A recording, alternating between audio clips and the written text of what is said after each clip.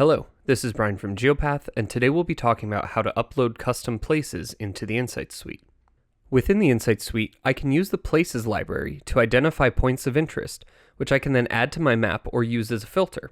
However, let's say I wanted to upload my own custom places, possibly ones that are not currently found in the Places library itself.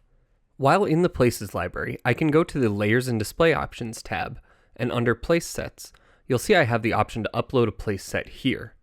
Similarly, in the standard view of the Explore module, I can also go to Layers and Display Options, go to Place Sets here, and click Upload Custom Place Set. In order to help with your upload, there's a template that can be downloaded right here.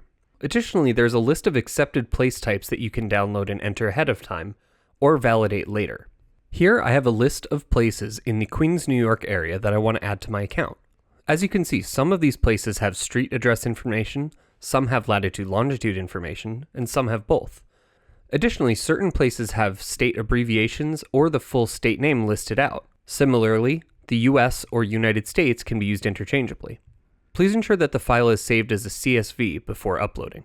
You can see here I have my file selected and can add a custom name for this place set.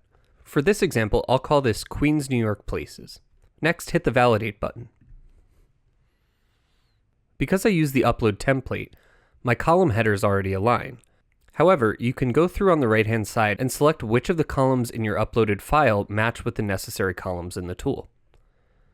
After doing this, you can hit Submit.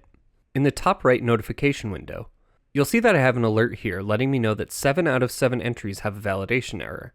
This just means that there's additional information needed before the upload can complete. From here, you'll want to hit Correct Errors. To begin filling out additional information, you can hit the pencil icon right here. It looks like I'm missing the place type field here, so I can click in and search for bar, and then hit Fix and Save once I'm ready to move to the next entry. Your place will be marked as fixed once all necessary fields are entered. To move on to the next entry in your list, you can hit the pencil icon here. You can see that this last entry is missing both a name and place type, so I'll need to add that before I can continue.